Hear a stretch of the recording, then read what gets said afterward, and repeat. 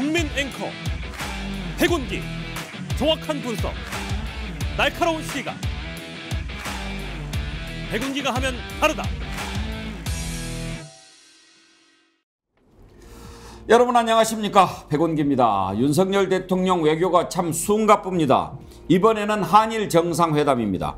일요일인 7일에 왔다가 1박하고 돌아가는데, 일요일날 회담하는 것도 이례적이지만 진작에 일본에서 흘러나온 일정을 왜 그렇게 코앞까지도 굳이 정해지지 않았다고 부인한 이유가 무엇인지 정말 궁금합니다.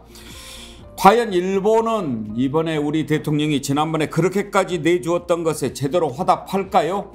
기시다 총리가 어떤 태도를 보일지 참 궁금합니다만, 우리나라 국회의원이 독도를 갔다고 시비를 거는 것 보면 글쎄요, 조짐이 별로 좋지는 않습니다. 오늘 한번 이 내용부터 살펴보죠. 백운기 정치본색 출발합니다.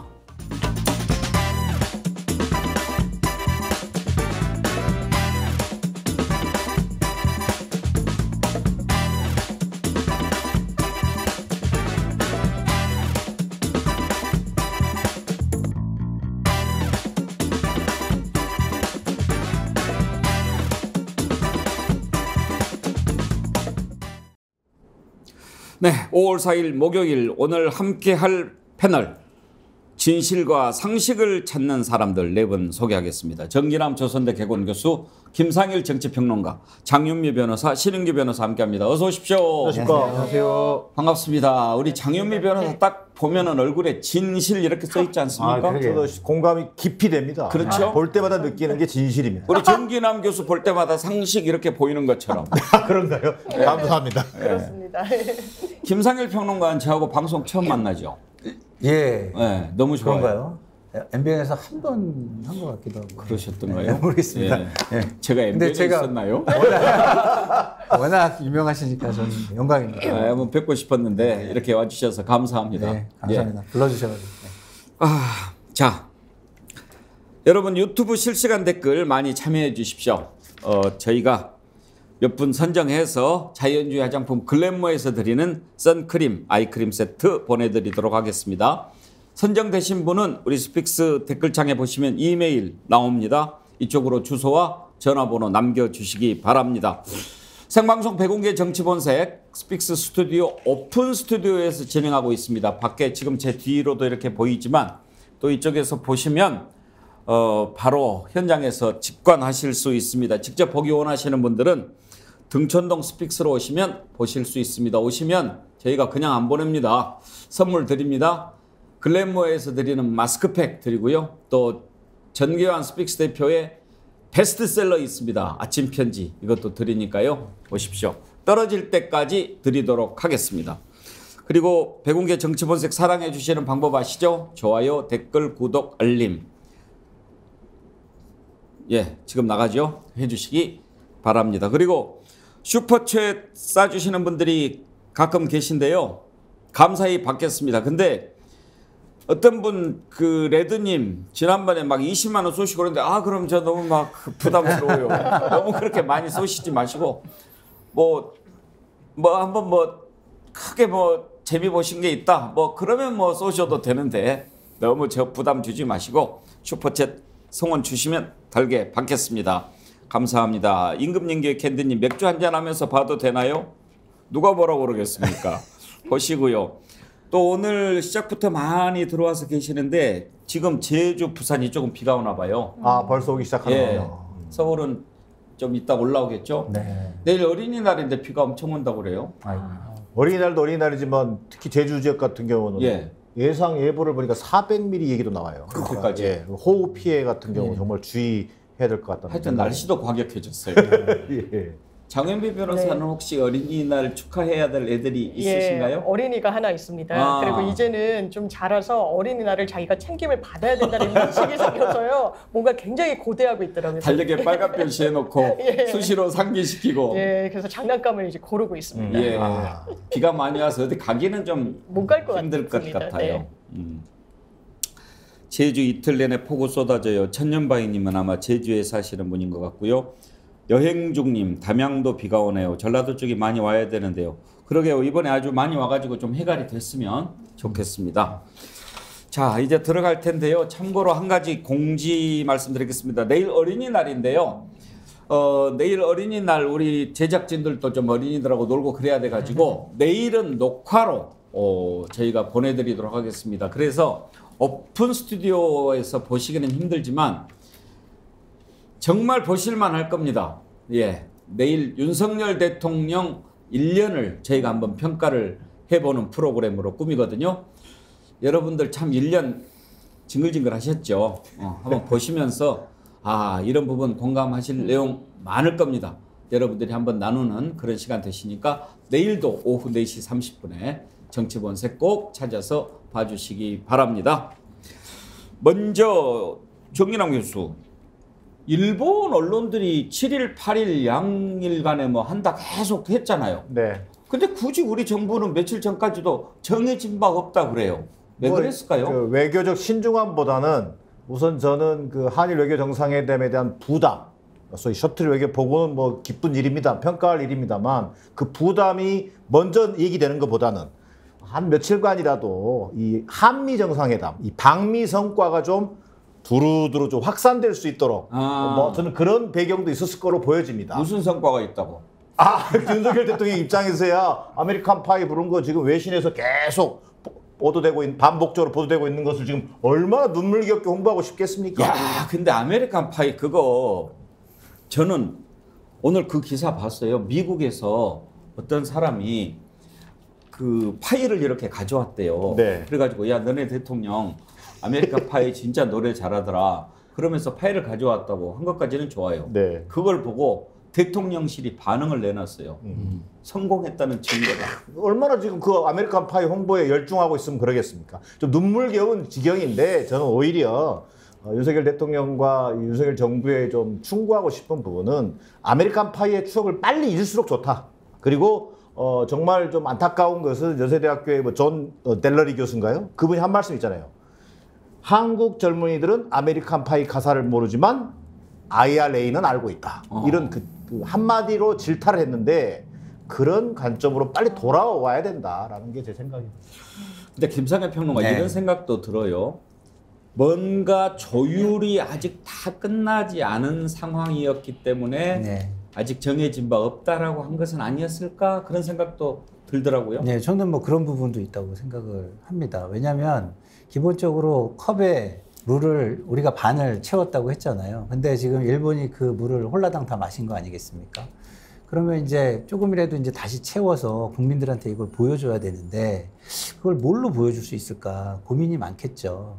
뭐 저는 기시다 총리가 정말 그 전향적인 어떤 뭐 우리가 전혀 그러지 않을 것이라고 생각한 부분에 대한 전향적인 메시지를 내지 않는 한 물의 컵이 차기가 좀 어려운 상황 아닌가. 너무 많은 지금 실망을 안겨주고 있고요. 사실상 컵이 지금 깨져가지고 네. 금이 가서 물이 셀지도 모르는 상황까지 지금 가고 있어서 그래요. 이번에 컵이 안 깨고 갔으면 좋겠는데. 예. 근데 장윤미 변호사 네. 왜 이렇게 윤석열 대통령이 뭐 이렇게 회담하고 그런다 그러면 걱정이 앞서죠. 그러니까요. 그리고 이번에 한일 정상회담 의제가 정말 중요한 거 아니겠습니까? 그런데 언론에서도 어떤 의제가 나올지 그리고 정말 사과를 받을지 여기보다는 뭘 먹을지 주목하는 것도 저는 조금 실망스럽더라고요. 그래요. 가서 오므라이스를 대접받고 최고급 소고기로 된 샤브샤브를 먹고 와서 공간에서 우리가 대접하는 것 숯불불고기를 대접하겠다. 이게 대통령이 여당 지도부를 만나서 한일 외교 정상회담 앞두고 계획을 밝힌 내용입니다. 아니 모르겠습니다. 사실 이렇게 술을 잘 마시는지 몰랐다라고는 일본 총리의 어떤 평가도 정상에 대해서 저는 대단히 무례하다고 생각하는데 나아가서 정말 국민들이 관심 갖는 것보다는 아마 저도 의제 설정이 제대로 되지 않았으니까 이게 계속 공개적으로 국민들께 언제 딱 방안이 이루어진다라고 이야기를 하지 못했던 게 아닌가. 그럼 의제 설정이 제대로 되지 않았으면 결과 또한 초라한 거 아니겠습니까? 대통령이 100년 전의 일로 무릎 꿇으라는 인식에 나는 동의할 수 없다라고 얘기했잖아요. 제가 일본 총리면 사과할 수 없을 겁니다. 사과를 받지 않겠다는데 뭐하러 사과를 하겠어요. 사과하는지 안 하는지 한번 지켜보겠습니다. 템버리님이 신인규 변호사 소개 안 했으면 그렇게 지적하셨는데 아까 그랬어요? 아니요. 저도 인사드렸습니다, 아까. 제가 소개 안 했나요? 소개. 한 거 같은데. 금방 지나가서 지금. 아마 그 오프닝 토크를 제가 입을 안 떼가지고 아마 그렇게 된 것 같습니다. 아, 그랬을까요? 근데 안 했다고 막 이렇게 글이 올라오는 거 보면 네, 본 사람이 사실은 정확하겠죠. 그랬을 수도 있는 게 우리가 아까 내일 거 녹화를 했거든요. 신인기 변호사하고 그래가지고 제가 네. 헷갈렸을 수도. 아까 일찍부터 뵌 사이기 때문에 이참에 다시 한번 예고해 드릴게요. 내일 예고 그 윤석열 대통령 1년 평가하는데 신인기 변호사가 출연했는데요. 신진기 변호사의 그 가슴을 심금을 울리는 그 말들이 얼마나 많았는지 모릅니다. 여러분 지금은 공개할 수 없는데 내일 꼭 보세요. 제가 신진기 변호사 정말 아까 그 녹화하면서 마음속으로 참 대한민국의 귀한 보배가 여기서 이렇게 커나가고 있구나 그런 생각 들었어요. 진짜 공감합니다. 신진기 변호사 앞에 가는 길을 제가 정말 힘껏 성원하겠습니다. 아유 너무 감사합니다. 허리도 빨리 나으시고. 네. 비밀인데. 근데 뭐 저는 사실 이거 일본 문제 관련해서는 사실 이제 관계 개선, 그 미래라는 단어를 많이 쓰셨어요. 근데 저는 사실 단어만 나오면서 그에 따르는 내용이 안 따라오면은 상당히 공허해지거든요. 그래서 저는 과연 국민들에게 충분한 양해를 먼저 구했나? 이것도 좀 의문이 들고요. 가서 우리가 상당 부분 명분적인 면에서는 많은 포기를 했는데 과연 일본에게서 우리는 어떤 것을 과연 얻었을까? 내지는 우리는 많은 양보를 한 것 같은데 일본은 계속 도발적인 태도를 견지하고 있거든요. 그래서 저는 이제 기시다 총리가 이제 방한을 한다고 하는데 그 방한 그 자체만을 가지고는 우리가 평가하기는 어렵고요. 과연 이제 두 정상이 어떻게 앞으로 한일 관계를 만들어 나갈지는 좀 구체적인 내용이 좀 나와야 우리가 평가할 수 있을 것이다. 저는 이렇게 봅니다. 그렇습니다. 이제 정말 지난번에 얼마나 많은 비난 받으면서 일본에 가서 퍼주고 왔습니까? 이제 받을 차례인데 적어도 기본적으로 우리가 생각하기에 강제동원 피해자들 만나서 무릎 꿇고 사죄는 못할 망정 그때 했던 뻔한 이야기 역대 정부의 인식을 계승한다 이런 정도로 그쳐서는 안 될 것 같다는 생각이 드는데 정기란 교수 좀 진전된 사과나 뭐 입장 표명이 있을까요? 저는 뭐 기대하기 어렵다고 생각합니다. 뭐 그것은 기시다 총리가 한일 관계, 미래지향적인 한일 관계를 희망하는 우리 국민들의 여론도 있거든요. 그 여론을 향해서라도 기시다 총리가 응답해야 한다고 생각합니다. 그 응답의 키는 무엇보다도 강제동원 지지자들을 포함한 과거사에 대한 진정성 있는 저는 사과라고 생각합니다. 근데 방금 앵커께서 얘기하신 것처럼 역대 총리들이 해왔던 수준을 반복하는 수준 가지고는 전혀 감흥을 줄 수 없다고 저는 생각합니다. 이번에도 한국 여론을 외면하고 과거사 문제에 침묵한다면 저는 그 한일 관계의 그 미래지향적 보고는 물론이거니와 이 모든 어떤 국정 운영의 책임이 그 진전 책임이 저는 윤석열 대통령에게 그대로 전가될 거라고 생각합니다. 그런 의미에서 기시다 총리 그 방한과 앞서서 일본 그 외무성 관계자가 이런 표현을 썼어요.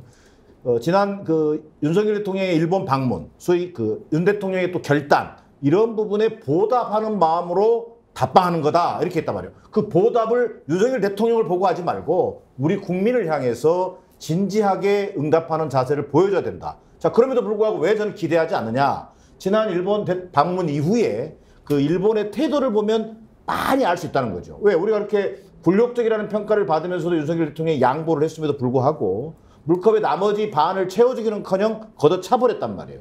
또 그 외엔 어떻게 됐습니까? 초등학교 교과서에 과거사를 지우기를 한다든지 또 외교청서에는 이 독도 영유권 주장을 기술한다든지 늘 일본은 우리 정부의 뒤통수를 때려왔거든요.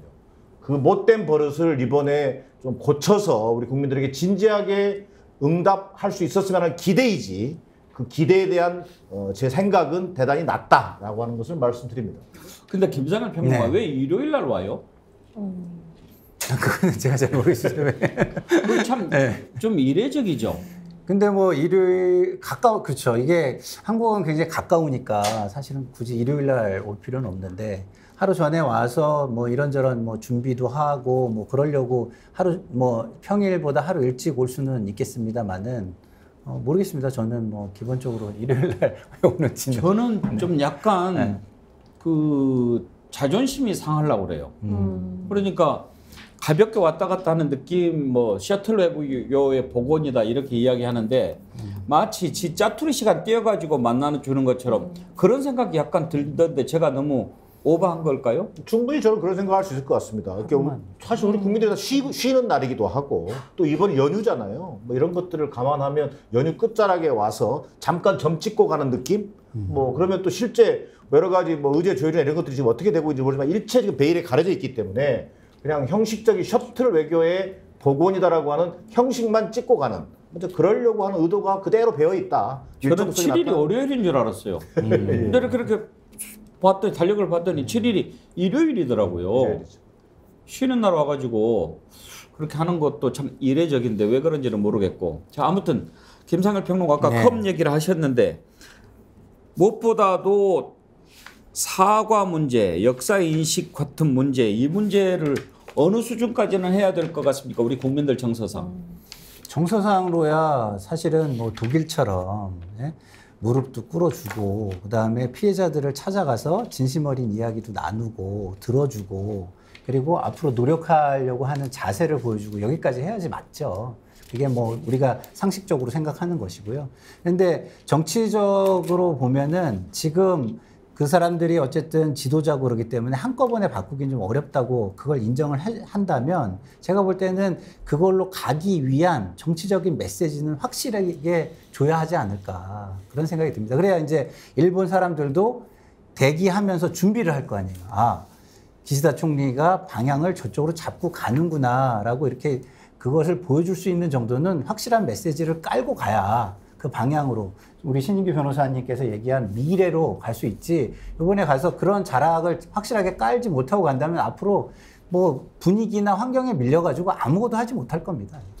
태도 변화 정말 기대하기 힘든 게 일단 우리가 싹수가 노랗다고 그러잖아요. 한일 정상회담 앞두고 있는데 민주당이 전용기 의원이 독도를 갔지 않습니까? 장윤매 변호사. 그렇죠. 근데 그거를 두고 외무성이 정식으로 항의를 했어요. 아니 우리나라 의원이 우리나라 땅을 가는데 그걸 일본이 항의를 해요.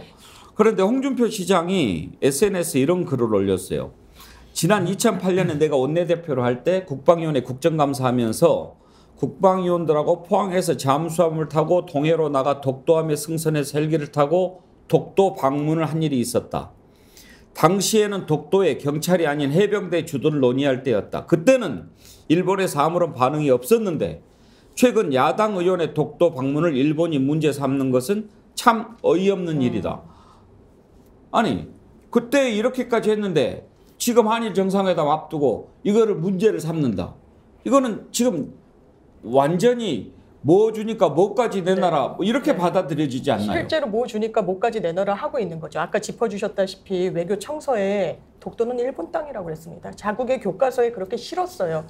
우리나라 국회의원이 독도에 갈 수 있는 겁니다. 일본이 어떻게 항의했냐면요. 여러 외교 채널을 동원해서 전화로 일단 항의했다는 겁니다. 나아가서 뭐를 약속해달라고 그랬냐. 재발 방지를 약속해달라고 했다고 언론에 나옵니다. 재발 방지라뇨. 우리나라 영토에 우리나라 국민이 가는데 왜 일본이 재발 방지를 약속해달라고 이야기합니까? 그것도 본인들의 정상이 한국에 나오는 아주 빅 이벤트를 앞두고요. 그러니까 사과의 진정성이 있을 것이냐.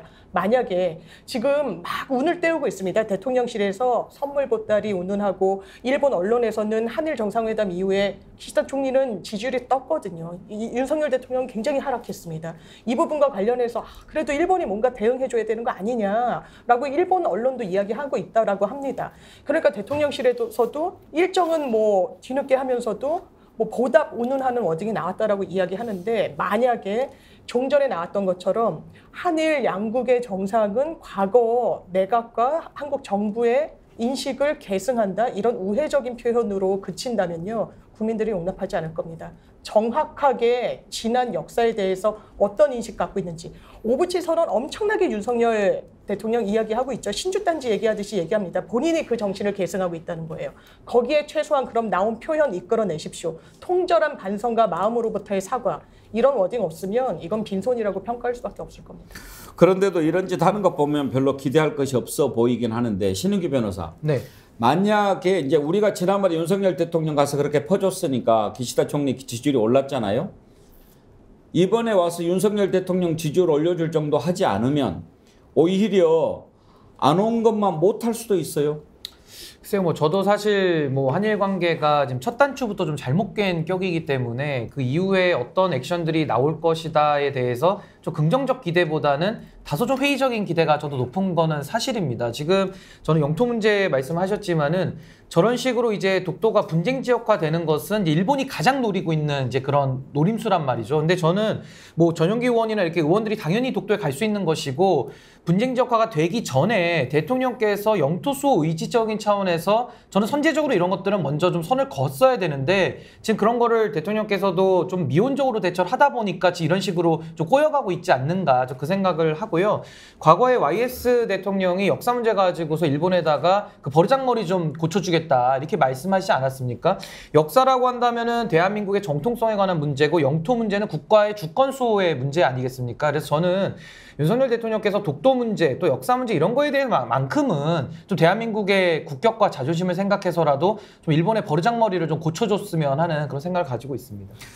이재명 민주당 대표 오늘 국회에서 민주당 외교안보통일 자문회의가 열렸는데 거기에서 호갱 외교다 이런 표현을 썼습니다. 한번 들어보실까요? 안타깝게도 윤석열 정부는 뻔한 정답을 놓아두고 일부러 오답을 선택하고 있는 것 같습니다. 지금까지 정부는 친구 아니면 적이라는 이분법적 외교안보 정책으로 일관하고 한반도를 진영 대결의 한복판으로 몰아넣고 있습니다. 일본에게는 무한하게 퍼주고 미국에는 알아서 접어주는 소위 말하는 참 이런 표현을 하기 싫은데 호갱 외교를 자처했습니다. 정연환 교수, 호갱이라는 게 호구 뭐 이런 뜻이죠? 호구 또는 호갱님. 뭐, 그렇죠. 호갱님. 그러니까 어수룩해서 이용하기 좋은 손님을 이렇게 소위 말해 낮잡아서 예. 이르는 일종의 표현이죠. 호구, 호갱. 예. 전형적인 윤석열 대통령이 이미 일본에 가서 이 퍼주기 또 권력 외교라는 것들을 감수하면서까지 주었던 얘기, 100년 전 일을 가지고 무릎 꿇라고 사죄하고 싶지 않다라고 하는 본인의 어떤 얘기를 이미 다 먼저 다 까놔버리는, 외교에 있어서 마지막까지 실리와 국익을 추구하는 게 외교의 기본이라고 한다면 그런 것들을 이미 다 먼저 풀어놔버리는 이런 외교, 윤석열 대통령의 외교를 호갱 외교라고 할 수밖에 없는 거죠. 운이 아빠님 이런 걸 주셨어요. 다 주고 박수 받고, 다 주고 노래 부르고, 다 주고 국민 화나게 하고, 다 주고 얻어온 건 종이 쪼가리, 다 주고 무기 지원까지, 다 주고 제로 콜라 마시고. 예. 김홍익님, 원주율 파이 3.14 지지율로 변하겠네요. 아주 위트가 있는 글을 주셨는데요. 호구가 되면은 그거 되겠습니까? 근데 김상일 평론가 네. 좀 어떻게 보시기에 이재명 대표 좀 심한 표현이라고 생각하십니까? 할 말 했다고 생각하십니까? 뭐 일단 야당이니까요. 뭐 평가는 뭐 냉정하게 해야죠. 그래서 냉정한 평가라고 저는 생각을 하고요. 기본적으로 거기에 이제 어떻게 좀 잘해줬으면 좋겠다 이런 바람 같은 거, 대안 같은 거 이렇게 같이 좀 이야기해주면 좋겠다 이런 생각이 듭니다. 근데 윤석열 대통령 제가 볼 때 지금 너무 외교를 모르는 것 같은 생각이 들어요. 지금 우리 정의당 교수님 뭐 말씀해 주셨지만 기본적으로 외교는 협상 카드를 가지고 있어야 되는 거 아니겠습니까? 그런데 모든 걸 다 내주고 선의에 지금 기대는 어떤 외교를 하고 지금 있는데 기본적으로 외교는 굉장히 냉정한 거거든요. 자국의 이익, 자국 국민의 이익을 논하는 자리이기 때문에 선의를 가지고 외교에 나선다는 건 굉장히 위험한 방식이고요. 물론 지금 미국을 좀 믿고 있는 것 같긴 해요. 미국을. 근데 이제 미국도 전통적으로 일본과의 관계가 굉장히 깊은 나라이기 때문에 얼마나 우리에게 뭐 우리를 위해서 일본을 압박을 해줄까 그런 거에 대한 좀 의구심이 좀 있고요. 어쨌든 이재명 대표가 얘기하는 거는 저는 굉장히 맞는 얘기인 것 같은 게 기본적으로 한미일 동맹이라는 방향성은 저희가 갈 수밖에 없는 방향이 될 거라고 저는 보거든요. 저도 뭐 그쪽을 석사 전공을 한 사람이지만 기본적으로 그렇다 하더라도 그런 이익이 있으면 그 이익에 대한 비용을 대는 사람이 항상 존재하거든요. 그럼 그 비용을 지금 한미일이 공히 같이 부담을 하고 있는 것인가? 아니면 한국의 비용을 통해서 미국이 더 커지고 미국만 더 발전하는 것인가? 이 부분에 대해서는요, 좀 냉정하게 대통령실이 좀 분석을 하고 전략적인 모습으로 좀 돌아섰으면 좋겠다 이런 생각이 듭니다. 저는 그런 면에서 한마디만 덧붙이면은요, 좀 역설적인 표현입니다만 이번에 윤석열 대통령이 기시다 총리를 좀 배울 필요가 있습니다. 이게 무슨 얘기냐면 이게 이 한미일 동맹이라고 하는 어쩔 수 없는 어떤 상황, 구조 이렇게 가는 것에 대해서 우리가 지금 뭐 다른 선택 여지는 별로 없어 보여요. 그러나 그 속에서도 일본 같은 경우는요, 그 구조에 있으면서도 이 중국의 위협을 경계하면서도 또 한편은 군비를 강화합니다. 또 그러면서 또 미국과 중국에 대해서는 또 미국과 유럽 이런 나라들과 함께 또 보조를 같이 합니다. 그러면서도 또 조용히 중국과는 또 물밑 외교를 합니다. 이를테면 지난해 11월에 캄보디아에서 정상회담, 시진핑 주석과 정상회담했습니다. 또 올 2월 달에 중일 외무장관 회담을 했습니다. 자, 4월 달에 또 일본 외무상이 중국을 방문했습니다. 또 올 하반기에 이 기시다하고 시진핑과의 또 방중 일정이 있다는 거예요. 자, 이런 거 보면 한미일 동맹 좋습니다. 또 미국 믿고 가는 거 좋은데 그 속에서도 또 우리가 중국과의 관계에서 할 역할이라는 게 있는 거잖아요. 외교라고 하는 것. 그런 기시다 총리를 역설적으로 좀 배울 필요가 있다. 네. 저도 좀 한마디 보태면 한미일 동맹이 가는 방향이라고 해요. 그렇게 서울로 가야 된다고 쳐요. 근데 서울로 가는 길이 아우토반처럼 직선은 아니잖아요. 그러면 엑셀만 밟아가지고 가겠다는 지금 생각 아닙니까? 근데 윤석열 정부의 외교는 제가 볼 때는 조향 장치가 고장이 난 거예요. 그러니까 가다 보면 굽은 길이 나오면 핸들도 돌려야 되고, 그 다음에 미시령처럼 너무 굽은 곳이 나오면 기어도 조작하고 브레이크도 밟아서 이렇게 현명하게 가야 되는데, 지금 마치 서울로 가는 게 정해졌으니까 그 방향으로 엑셀만 뒷다 밟아가지고 가겠다, 이런 생각이 들어서 참 좀 안타까운 생각이 듭니다. 근데 안에 있는 내용이 너무 없어서 그런지 자꾸 포장 쪽에 기사가 많이 나와요. 네. 지난번에도 그랬는데 이번에도 보면 뭐 맨날 뭘 먹느니 뭐 어떤 형식으로 하느니 홈 파티 형식으로 접대하려고 한다. 뭐 숯불고기를 먹는다. 뭐 이런 얘기가 나오는데 장유미 변호사 네. 홈 파티는 어떻게 하는 거예요? 홈파리는 제 생각에는 숯불고기를 막 구워 먹고 이러는 것 같고 김건희 여사가 이렇게 막 하시지 않을까, 세팅을, 그런 생각이 드는데 이게 전부라고 생각하는 것 같아요. 그러니까 뭐 전부라고까지는 아니지만 뭘 먹었는지. 왜냐하면 외교 성과를 여당 지도부를 불러서 대통령이 직접 설명을 합니다. 거기서 자기가 대단히 잘했다라고 이야기하면서 문재인 전 대통령을 겨냥했죠. 그러면서 판단을 잣대로 삼았다는 게 혼밥을 했다라는 거였어요. 나는 이렇게 미국에 가서 어떤 배려를 받았는데, 뭘 먹고 왔는데, 어떤 대접을 받았는데, 이게 대단히 중요하다고 판단하는 것 같아요. 그런데 지금 다른 국가들은요, 미국이랑 굉장히 스킨십을 긴밀하게 가져가면서도 실리는 다 챙깁니다. 인도 같은 경우에는요, 쿼드에 가입해가지고 굉장히 미국이랑 같이 합을 맞추지만 러시아로부터 원전을 싸게 사고 있어요. 왜? 본인들 국익에 그게 부합하니까요. 그러니까 한쪽으로만 치우친 외교를 하지 않습니다. 프랑스도요, 미국과 중국이 극렬하게 대립하고 있을 때 에어버스를 중국에 팝니다. 왜? 그게 자국의 이익에 부합하니까요. 윤석열 대통령 말로 너무 외교 무대에서 까먹은 게 많습니다. 그리고 그건 국민에게 피해로 와요. 거기에 대한 진단과 반성 없이 내가 환대를 받았으니까 성공했다. 대단히 단선적인 판단, 전망, 평가 아니겠습니까? 거기서 좀 더 나아가는 걸 보여줘야 될 텐데 대통령이 하는 평가, 워딩, 그리고 자화자찬 보면 저는 발전, 개선 가능성이 없다는 데 더 큰 문제가 있다고 생각합니다. 그럼요. 좀 내용을 많이 들여다봐야 되는데 신은규 변호사, 이제 먹는 거 얘기 그만 좀 했으면 좋겠어요. 그렇죠. 이제 굉장히 공허하죠. 그러니까 뭐 겉은 화려할 수 있는데 내용이 빠져버리니까 그게 무슨 의미가 있나, 이제 이런 평가들이 많은 거고요. 저는 개인적으로 한미동맹 강화를 주장하고 또 한미일 공조도 필요하다고 봅니다만은 그 자체가 대한민국이 호구가 되라는 뜻은 전혀 아니거든요. 그래서 이런 부분에 대해서는 상당히 좀 전략적인 부재가 심한 것 같고요.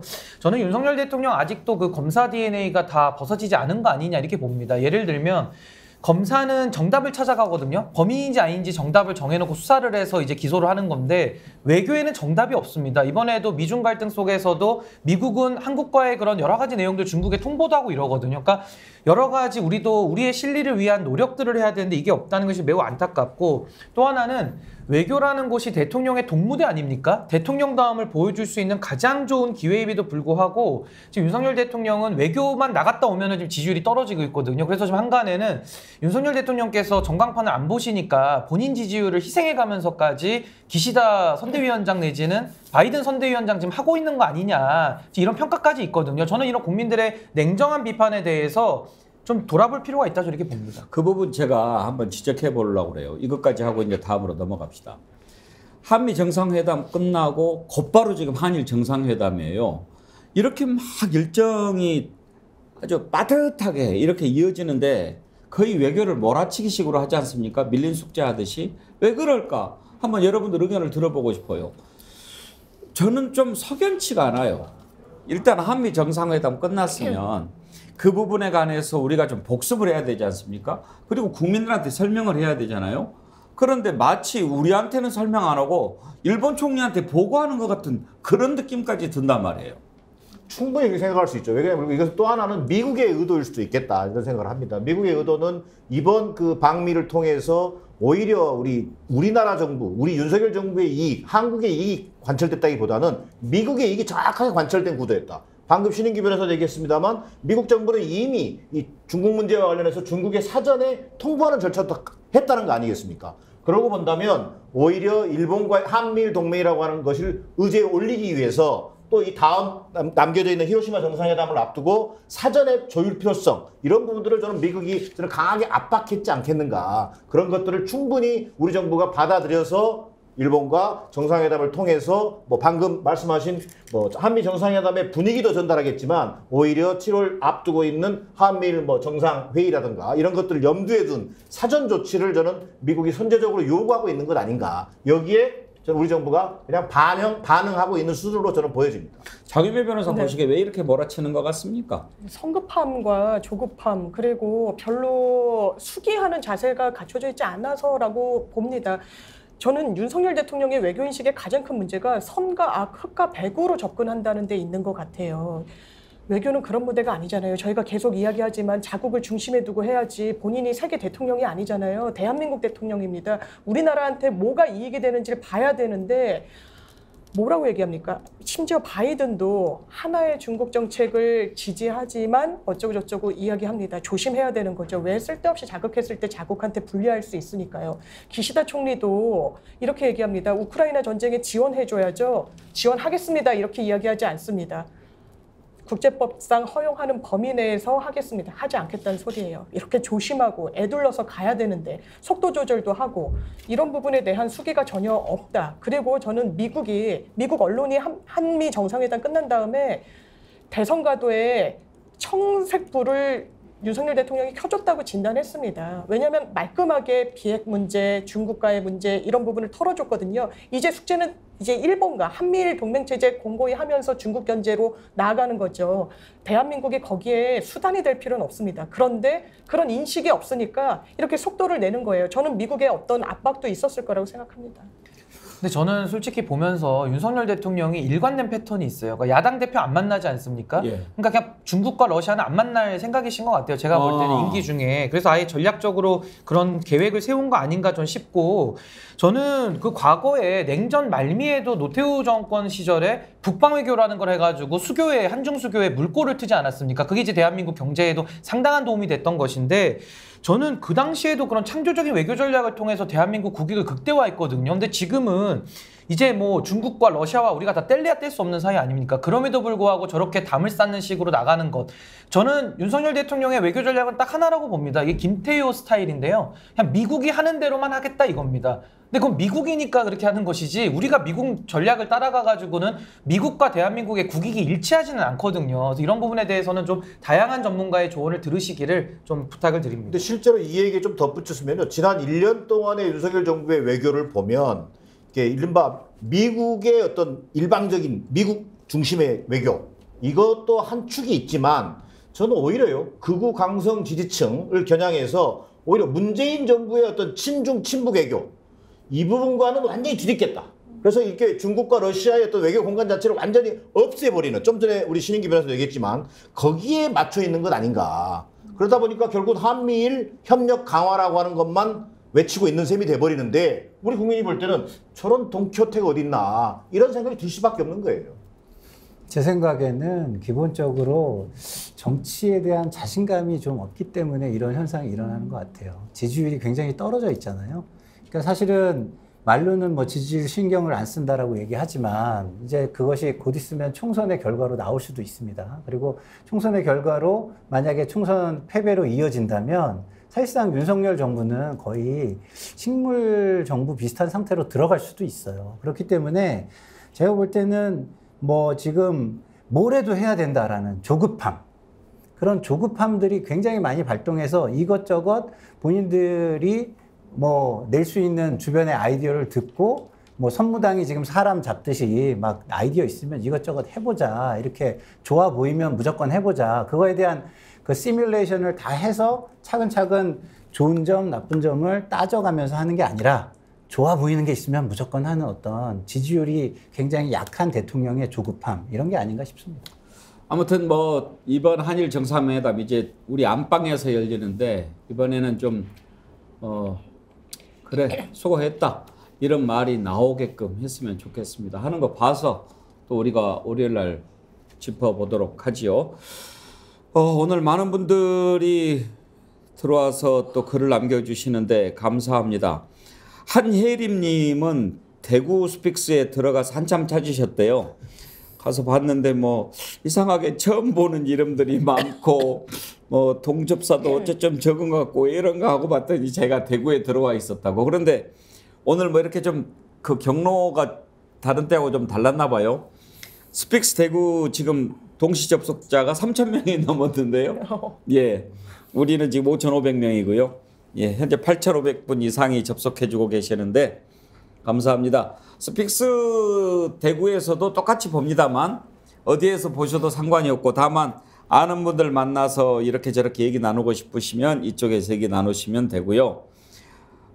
킨다이브 팀 아이디 쓰시는 분이 슈퍼챗 쏘시면서 항상 옳은 말씀만 하시는 국바세 신인규 대표님 항상 응원합니다 이렇게 주셨는데 신인규 대표님한테 성원 보내주셨네요. 아유, 너무 감사합니다. 나도 대표님이라고 불러야 되나? 아유, 아닙니다. 네. 네, 여러분들 함께 해주셔서 감사하고요. 한혜리님 오늘 대구 갔다 서울 갔다 고생 많이 하셨으니까 제가 자연주의 화장품 글래모에서 드리는 선크림 아이크림 세트 보내드리도록 하겠습니다. 저희 스피스 댓글창에 이메일 주소 띄워드릴 테니까요. 거기로 주소 남겨주시면 보내드리도록 하겠습니다. 잠깐 전하는 말씀 듣고 다음 이슈로 넘어가도록 하겠습니다.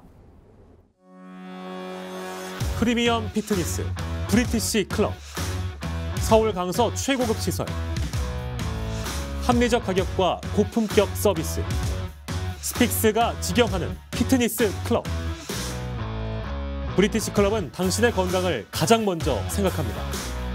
서울 강서 브리티시 클럽 02-3664-9998.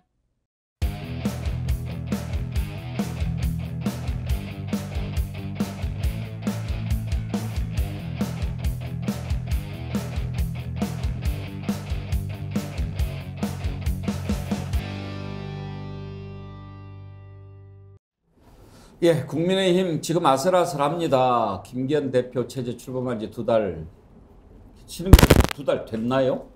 글쎄요, 지금 이제 2달이 되어가고 있죠. 아직 안 됐나요? 예. 3월 8일이었습니다. 전당대회였으니까. 2달도 안 됐는데 이러다가 비대위 또 구성하는 거 아니에요? 뭐 지금 참 안타까운 일입니다만은 그런 이야기가 나오고 있습니다. 근데 저는 사실 놀랄 일은 아닌 것이요. 전 김기현 대표 초반에 출마하실 때부터 저는 뭐 당대표로서는 잘 수행하시기 매우 어렵다라고 예상을 했기 때문에 예견됐던 일이 지금 조금 빨리 나왔다 이렇게 봅니다. 근데 이제 태영호 최고위원 문제가 당장의 큰 불인데 문제는 김상일 평론가. 네. 태영호 최고위원이 하도 뭐 실수를 많이 하고 실언하고 뭐 이래서 네. 뭐 이제 그것은 그거고 네. 얘기 나온 김에 저는 그 태영호 최고위원을 강남에다가 공천을 비례대표를 차라리 줬으면 몰라도 황교안 대표가 줬죠. 네네. 저 그거는 우리 강남 구민들에 대한 예의가 아니라고 생각해요. 그건 그냥 고문하는 거 아니었어요? 그렇죠. 기본적으로 지금 태영호 최고위원이 하는 얘기들을 보면은 아직도 북한에 사는 사람 같지 않습니까? 그러니까 지금 한국의 어떤 국민들과 정서적 교감이나 생각의 공감대가 거의 없는 것 같아요. 그러니까 북한에서 배운 그 교육, 그리고 북한에서 살아온 생활 방식으로 한국에서 살려고 하는데 그런 사람이 어떻게 한국 국민의 대표를 할 수 있겠습니까? 그러니까요. 말씀하신 대로 북한과 관련된 부분에 대해서 전문성을 좀 발휘할 수 있는 비례대표로 잠깐 그럼요. 시켜가지고 예. 그런 부분에 일을 시키고 그런 걸 했다면 분석을 상관의 시키고 입법을 그렇죠. 하면 되잖아요. 그런 걸 했다면 정말 더 훨씬 좋지 않았을까 이런 생각이 들고요. 지금 태영호 의원이 얘기하는 게 정말 저는 답답한 게 뭐냐면 본인이 북한에서는 그렇게 말할 수 있는 것들이 있어요. 하지만 우리는 우리의 역사를 통해서 역사 사실들을 고증해 오면서 우리가 역사를 정립해 온 시간이 있잖아요.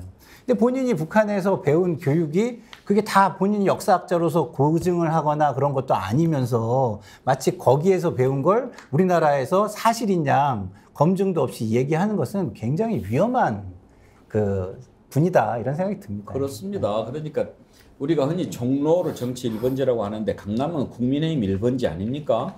그런데다가 그렇게 상징성 있는 사람을 해야지 이렇게 누가 봐도 지나친 그런 공천을 한 것이 문제였는데 그건 그렇다 치고 저는 이번에 그 태영호 최고위원 녹취 가운데 가장 충격을 받았던 게 장윤미 변호사. 네.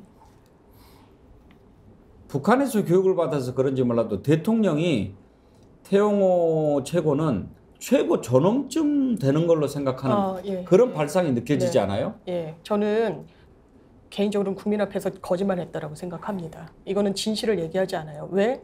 본인의 마음속에 최고 존엄을 호위하기 위해서라고 봅니다.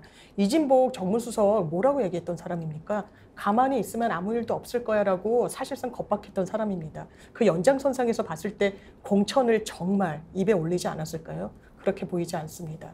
왜냐하면 실제로 강남에 한동훈 장관이 간다 어쩐다 본인은 아마 굉장히 인식 깊은 곳에 다시 한번 대한민국에서 재선 의원이 되고 싶을 거예요. 그러니까 지금 이런 무리수를 두면서 움직이는 걸 텐데 그런 와중에 이해관계가 맞아 떨어지는 거죠. 그래서 제가 한일 관계에 관련해서 왜 대통령 엄호하지 않느냐 최고위원이라고 얘기했을 때 그 이후에 태영호 의원이 실제로 어떤 워딩을 했는지 찾아봤습니다. 외교청서에 독도는 일본 땅이라고 한 부분과 관련해서 이걸 지적하는 국민의 목소리가 대단히 악의적이라고 이야기를 합니다. 본인에 대해서 이거 혹시 실언이라고 하는 건 프레임에 불과하다라고 이야기합니다. 대한민국 국회의원은 할 수 없는 말을 합니다. 그렇지만 윤석열 대통령을 최고 존엄으로 전제하고 재선 의원을 향해서 가는 정치적인 방향성을 본인의 인생의 목표로 삼는 그런 사람에 불과하다면 이해가 되는 행동인 거죠. 그러면 정확하게 국민 앞에 이야기합니까? 그렇지 않잖아요. 지금 국민의힘에서 손절하려고 하고 꼬리 자르려고 하는데 윤리위 들어가서 소명한다라고 하는데 그때도 진실을 이야기할까요? 저는 진실을 이야기하지 않을 가능성도 있고 오히려 진실을 이야기할 가능성도 상당히 있다고 생각합니다. 진실은 지금 우리가 아직 알 수가 없습니다. 그렇지만 진실은요, 그 힘이 워낙 강해서 반드시 드러나게 돼 있습니다. 지금 본인이 그런 말을 해놓고도 내가 과장했다, 잘못했다 이렇게 이야기하고 지금 징계를 달게 받겠다 뭐 이런 자세로 나오는데 나중에 어떻게 될지 몰라요. 정말로 그런 일이 없었다고 생각하십니까? 한번 상식을 가지고 있는 많은 국민들이 보기에 이진복 정무수석이 태영호 최고위원에게 그렇게 말을 했을까요? 안 했을까요? 물어보면 어떻게 생각할지 이건 여론조사는 안 해보겠습니다만 그래놓고 그런 거예요.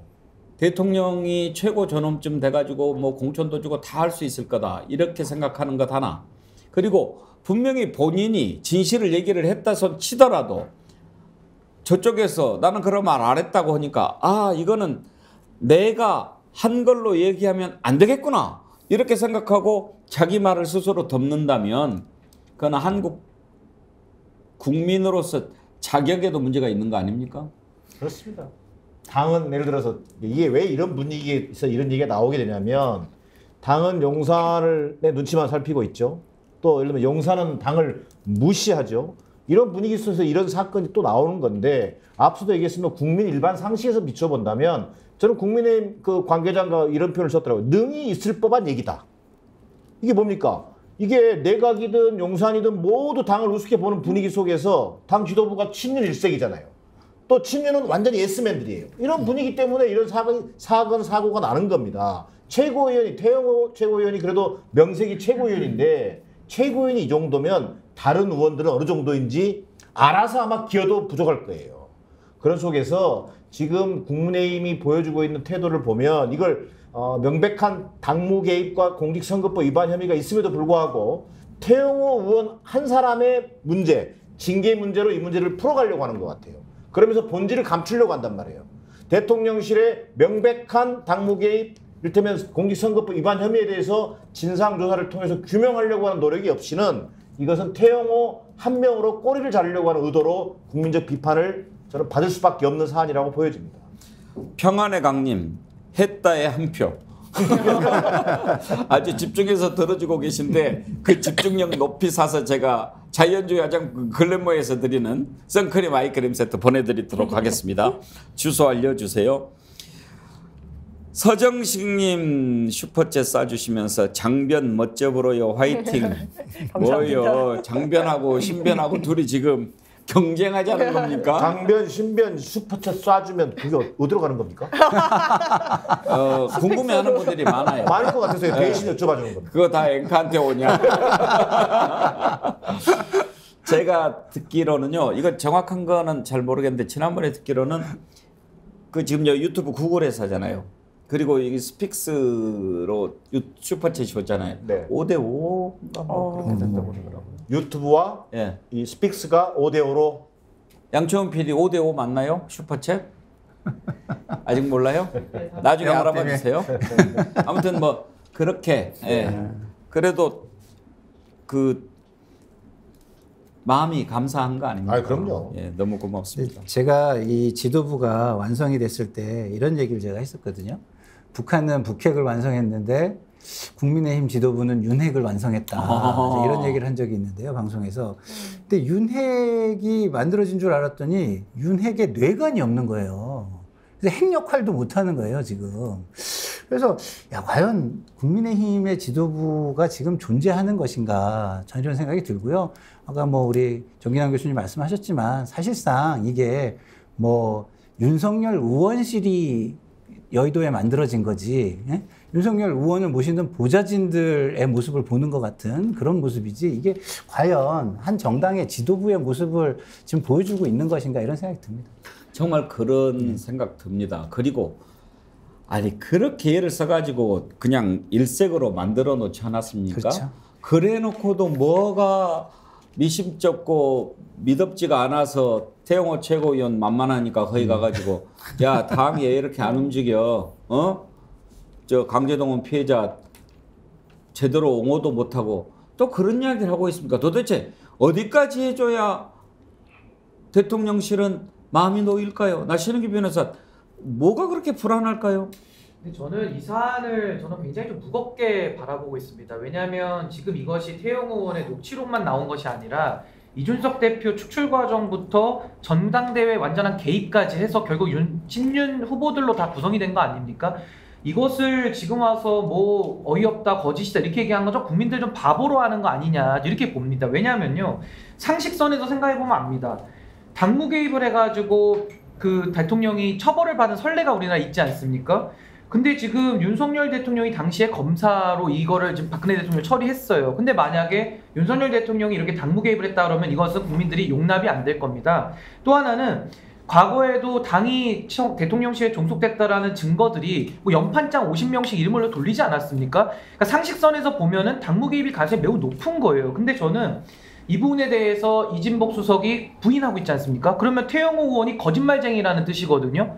그러면 저는요, 태용호 의원은 거짓말쟁이면 의원을 할 자격이 없죠. 그리고 전 또 하나는 이게 사적인 비밀 대화였지 않습니까? 사적인 비밀 대화에서도 만약에 태용호 의원은 이게 거짓말하시는 분이면은 이분은 매일 숨만 쉬면 거짓말하는 겁니다. 그렇기 때문에 저는 태용호 의원의 인격을 믿고요. 이게 거짓이 아니라 사실일 가능성이 전 매우 높다 이렇게 추론하는 것이고, 여기서 지금 핵심은 뭐냐면요. 윤석열 대통령의 오른팔이라고 할 수 있는 정무수석이 당무 개입을 했느냐, 아니면 대통령과 무관하다 그러면은 진용감별사를 자처하면서 대통령 이름 팔고 다녔느냐, 지금 이거를 밝혀야 되는데 지금 그 본질은 온데간데 없이 당사자 녹음이 합법임에도 불구하고 그 유출자 색출하고 있어요. 전 이런 식으로 본질을 흐려서는 안 된다, 저는 이렇게 봅니다. 근데 장유배 변호사, 네. 저는 궁금한 게 이제 징계를 위해서 윤리위원회를 연다는 거 아닙니까? 네. 그럼 이제 진실이 좀 가려져야 되는 거 아닙니까? 그러면 그렇죠. 만약에 그 자리에서 그런 이야기 정말 했어 안 했어? 그럼 이제 안 했다고 얘기한다거나, 그렇게 하면, 그렇게 해서 징계를 내리면 나중에 그런 게 다시 사실로 드러나면 재심 사유가 되는 거 아닙니까? 그렇죠. 그리고 저는 이 소명을 어떻게 할지도 상당히 눈여겨볼 필요가 있다고 보는데요. 태용호 의원은 자기가 살 길을 모색할 겁니다. 그런데 아예 이진복 수석이 그런 말을 한 적도 없는데 완전 날조된 사실을 보좌관들에게 이야기한 케이스와 실제로 그런 이야기를 들어서 이런 상황임을 설명하는 케이스, 전자가 훨씬 나쁜 거죠. 그런데 지금 전자를 선택했습니다. 징계할 때 지금 A 입장을 계속 견지할까요? 저는 모르겠습니다. 실제로는 들었다라고 이야기할 가능성이 제로는 아닐 것 같아요. 그러면 저는 국민의힘은 단순히 지금은 이걸 품위 유지 의무 위반으로 징계한다라고 하더라고요. 그런데 공천을 개입하는 순간 국가공무원법 위반입니다. 이제 선거법 위반이에요. 선거의 자율에 상당히 개입했다라고 형사 처벌까지 받습니다. 박근혜 전 대통령 공천에 개입했다고요. 2년형 실형 선고받았습니다. 이 부분과 관련해서 수사 누가 했습니까? 윤석열 대통령이 했습니다. 동일한 잣대로 본인들에게 그 잣대 됐을 때 떳떳하다고 이야기할 수 있을까요? 저는 없을 거라고 봅니다. 상당히 다음 주 월요일이 뇌관이 될 거라고 보고, 만약에 거짓을 이야기하고 계속 그걸 견제한다, 뭐 제 개인 입장입니다만 그렇게 된다면 나중에 또 진실은 드러나지 않겠습니까? 저는 언젠가 진실이 드러나는 게 또 정치 영역이라고 생각합니다. 정인환 교수, 이렇게 상정을 해봅시다. 자, 그러면 너 이번에 네가 좀 총대를 내야 되겠어. 그렇게 해서 이제 내가 과장해서 이렇게 이야기했습니다. 그렇지만 뭔가 좀 보상이 있어야 되지 않겠어요? 그렇죠. 그런 딜을 이렇게 하는데 만약에 그런 게 없다, 내래 그냥 안 두겠어, 뭐 이러지 않겠어요? 그렇죠. 말 그대로 뭐 진영 내 수류탄 터트릴 태세로 나오겠죠. 이걸 도저히 감당할 수 있겠느냐라는 거예요.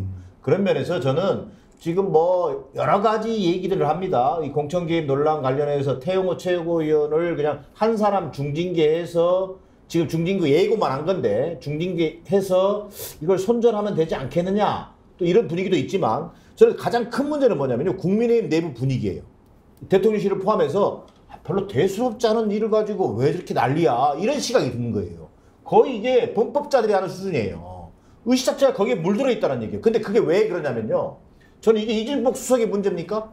이진복 수석도 문제는 문제지만 우리 국민들, 저는 다 알고 있다고 생각합니다. 이게 태영호와 이진복 수석 간의 문제가 아니라 윤석열 대통령이 뒤에 있다라는 판단을 하고 있는 거예요. 지난 1년 동안 윤석열 대통령이 보여준 소위 이른바 이 최대 리스크는, 윤석열 정부의 최대 리스크는 김건희 여사도 아니고요, 윤핵관도 아닌 거예요. 국민의힘 지도부도 아니에요.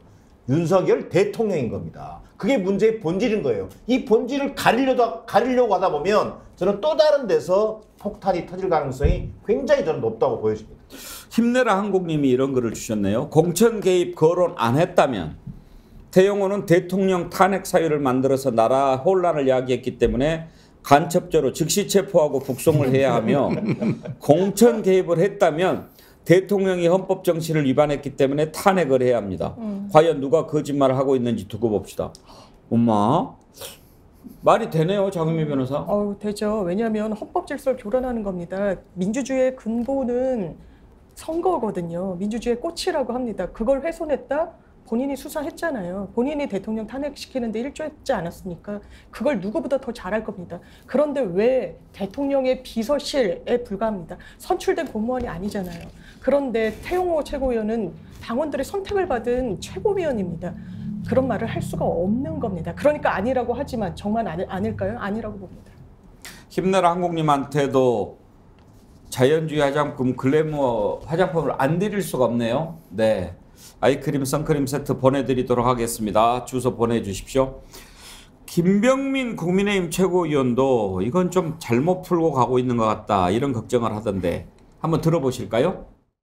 일단 문제가 있으면 잘못된 부분에 집중해서 본인에 대한 무엇이 잘못됐고 또 거기에 대한 책임, 앞으로의 뭐 과제 이런 것들을 얘기하는 것이 저는 정도일 거라고 보는데 오늘 약간 기자회견을 보면서 이러면 안 되는데 민주당 방식인데 라는 생각이 좀 들기도 했습니다. 민주당 방식이었다. 돈봉투 사건이 터지고 나서 이제 민주당이 하는 방식이 본질에 관한 얘기를 하는 것이 아니라 곁가지에 관한 얘기들로 상황들을 좀 치환시키려고 하거든요. 사람들에게 오해를 줄 수 있는 발언들을 쏟아냈기 때문에 여기에 대해서 무거운 책임감을 느끼면서 고개를 숙여야 되는 자리였는데 이걸 좀 엉뚱한 방식으로 풀어낸 것 같아서 전 개인적으로 매우 안타깝습니다. 부한 얘기인가요? 이제 뭐 태용호 최고위원 문제 푸는 방식, 여당의 태도, 그 방식을 이야기한 것 같은데 김병민 최고위원 이제 어법이 좀 그 쉬운 말을 길게 하는 스타일이기는 좀 한데 신은기 변호사 지금 뭐가 잘못됐다고 얘기하는 거죠? 저도 좀 핵심을 잘 무슨 말인지 잘 모르겠습니다. 그러니까 뭐 잘못됐다라는 취지의 비판 같은데요. 그냥 깔끔하게 이 부분에 대해서 저는 그냥 어렵게 생각할 거 없습니다. 태용호 의원은 이진복 수석에 따르면은 지금 거짓말쟁이거든요. 그리고 제가 아까 얘기했잖아요. 거짓말도 가끔 하는 거짓말쟁이가 아니라 숨 쉴 때마다 거짓말을 하는 분이라는 본인 자백인 거예요. 그렇다면 아니, 거짓말을 매일 밥 먹듯이 하는 분은 어떻게 국민의 대표로 쓸 수가 있겠습니까? 이게 아이들에게 교육적 차원에서도 좋겠습니까? 저는 태용호 의원은 이 정도 되면요. 그 최고위원직 사퇴 이 정도 가지고는 안 되고요. 그냥 의원직을 사퇴하시는 게 맞습니다. 제가 볼 때는. 그나저나 국민의힘에서 지금 태용호 최고위원 저렇게 됐죠. 김재원 최고 제주도도 가고 광주도 가고 그랬는데 근데 정기남 교수 왜 저는 그 양반 그렇게 하는 거 보면은 이렇게 좀 진짜 같지가 않죠? 진정성이 없어 보여요. 예. 그냥 입으로만 하는. 저만 느끼는 건 아니죠? 저는 국민들이 다 보고 있다고 생각합니다. 물론 뭐 제가 특정 지지자 입장을 반영하는 게 아니라 일반 국민들이 저는 충분히 그 진정성을 보고 있다고 생각하고요. 그리고 나서도 처음 나와가지고 자기 스스로 자숙의 기간을 가졌다고 얘기하는 것도 저는 좀 약간 그 국민들을 향해서 좀 거만한 행동으로 저는 보여졌고요. 저는 뭐 모르겠습니다. 국민의힘 지도부가 정상적으로 돌아가야 공당이니까 그게 맞겠습니다만 지금처럼 최고위원 뭐 이른바 5명 중에서 2명씩 만약에 중징계를 받고 또 고리되는 상황이 만약에 발생하지 말한 법도 없는 것 같고요. 그 전에 저는 이번 계기를 통해서 뭐 태용호 최고위원이 의원직 사퇴하는 것도 필요하겠습니다만 정말 국민의힘과 소위 윤석열 정부, 대통령실과 여당이 뭔가 기울어진 관계를 좀 바로 세우는 이런 계기로 좀 삼았으면 좋겠다. 그래야 이게 다 일이 반복이 되지 않지. 그렇지 않으면 계속적으로 반복될 거라고 보여집니다. 근데 어떠세요? 김상열 평론가 이제 오랫동안 정치 쭉 들여다 보셨는데 보시기에 이 김기현 지도부가 내년 총선까지 버틸 수 있을 것 같습니까? 글쎄 김기현 대표가 결단을 하지 않으면 버티기 좀 어렵다고 좀 봐요. 흘러가는 상황을 보면. 근데 이제 김기현 대표가 본인이 이제 당선된 기반 자체가 뭐 대통령실에 있고 그런데 어떤 정치인으로서 큰 결단을 할 수 있을까? 저는 좀 뭐 가능성이 낮다고 보고요. 그리고 태용호 최고위원 얘기 제가 좀 안 해가지고 저도 좀 말씀을 드리면 말씀하신 대로 제가 정치권을 오래 들여다봤잖아요. 그 정치인들을 모시면서. 근데요, 보좌진한테 의원이 불안해하니까 안심시키려고 과장을 했다? 이런 경우는 없습니다. 보좌진들은요, 의원의 재선을 위해서 하는 거예요, 그냥. 그런 거기 때문에 거기에 뭐 실망을 하는 보좌진이 있다면 제가 볼 때는 사표 써야죠, 사표. 그런 거는 제가 볼 때는 없을 것 같고. 문제는 그렇다 하더라도 이걸 지금 태용호 의원이 대통령실에서 진짜 했다라고 말을 할 수 있겠어요? 없을 거 아닙니까? 없잖아요. 예. 그러면은 그런 거를 생각을 한다면 태영 의원이 깔끔하게 자기가 모든 걸 지고 당을 위해서 대통령을 위해서 물러나 주는 것도 정치인다운 모습인데 또 태영 의원의 모습을 보면 그러지도 않을 것 같아요. 왜냐하면 이분이 북한에서 사선을 넘어오신 분이잖아요. 북한의 고위층들은요, 그 처세술이 굉장히 무서워요. 제가 이렇게 접해본 북한의 고위층들을 보면은 진짜 바로 앞에 위험한 요소들이 너무 많잖아요. 그래서 그런 요소가 탁 나타나면 돌변하는 모습을 굉장히 많이 보입니다. 그러면 그런 연기적인 삶을 굉장히 많이 살아온 분, 그리고 그걸 살아남기 위해서 그런 것들 다 해온 분이 만약에 이런 정치인으로서 희생 정신도 없다면 아까 우리 앵커님이 말씀하신 대로 본인이 피해를 입었을 때 과연 어떻게 나올까? 이 부분도 상당히 걱정이 될 거예요. 무서울 것 같아요. 무서울 수 있을 것 같아요. 예. 그야말로 목숨을 걸고 넘어온 거 아니에요? 그렇죠. 그러면 이 사람은 한번 목숨을 걸었던 사람이죠. 네. 윤석열 대통령보다 더 깡이 셀 수도 있어요. 그럴 수도 있죠. 그러니까 저는 이게 만만치 않을 것 같다 그런 생각이 들어가지고 좀 걱정이 좀 돼요. 근데 지금 국민의힘이 지금 어떻게 보면 좌우에 이제 샌드위치 신세인데요. 이제 이리로 갈 수도 없고 저로 갈 수도 없는 겁니다. 지금 좌편에는 정광훈 목사가 있고요. 우편에는 지금 태영호 의원이 있어요. 지금 좌광훈 우영호거든요. 그러다 보니까 지금 김재원 최고위원이 웃고 있습니다. 지금 논란을 덮어주니까 아무런 관심이 없어지지 않습니까? 조수진 의원은 더 웃고 있습니다. 더 관심에서 멀어지거든요. 그래서 저는 이것을 어떻게 당에서 처리할지를 국민들은 보고 있는데 저는 처리할 수가 없는 상황까지 왔다라고 보고요. 아니 정광훈 목사나 태영호 의원이 가만히 있겠습니까? 그러니까 사실상 이걸 가스라이팅 당한다고 하는 것인데 지금 이게 목줄을 잡혀가지고 좀 이도저도 못하는 그런 매우 어려운 상황에 껴있다 이렇게 봅니다. 그나저나 참 정치 더럽게 해요. 더럽게 해. 제가 우리 정연학 교수, 김상일 평론가 다 이렇게 정치 오래 하셨지만 나 이런 정치를 본 적이 없어요. 국민들이 보기에 어떻겠어요? 국민들도 이런 정치를 오랫동안 봐왔는데 해도 너무한다라는 참담한 심정들일 겁니다. 대통령이 자유를 많이 얘기하잖아요. 저는 이게 정치권을 바라보면 자유가 점점 굉장히 현실주의적 자유가 되는구나. 강한 사람에게 더 많이 주어지고 현실주의가 그렇잖아요. 힘센 사람이 힘센 정치로 모든 것을 장악하는 그런 거 아니겠습니까? 그래서 이게 자유라는 게 힘과 권력에 따라 배분되는 자유를 얘기하는 건가? 이런 생각들이 요새 좀 많이 들어요. 저는 태영호 의원님한테도 정말 자문해 보시기를 권하는 게요. 목숨을 걸고 자유 대한민국에 왔지 않습니까? 그리고 대한민국을 발전시키자고 지금 국회의원까지 되신 거예요. 그렇다면 본인이 지금 재선에 대한 욕망을 그렇게 녹취록에서 표현하지 않았습니까? 그럼 저는 답을 하셔야 돼요. 대한민국을 이렇게 거짓말까지 해가면서 무슨 발전에 본인이 이바지를 할 수 있겠느냐. 거기에 대해서 본인 스스로도 설득이 안 되신다면은 여기에 대해서 저는 깊은 책임을 느끼시고 맞는 합당한 조치를 하셔야 된다. 저는 이렇게 봅니다. 신인기 변호사가 태영호 최고위원에게 지금 출구를 알려주고 있는 거예요. 그 방법밖에는 저는 이거 해결책이 없다고 보는데 그러니까 최고위원직 사퇴한다고 해도 통해서 되겠습니다. 본인이 정부 여당의 어떤 그 부담을 덜어주려고 하는 그런 희생 정신을 보여줘야죠. 그래야 그나마 앞으로 미래가 있는 거죠. 참고로 윤희숙 의원은요. 아버님의 투기가 연루됐다는 것만으로도 저희 당은 의원직 사퇴했던 그런 정당인데 지금 태영호 의원의 태도는 전혀 국민의힘하고 안 맞고 굉장히 염치 없는 행동입니다.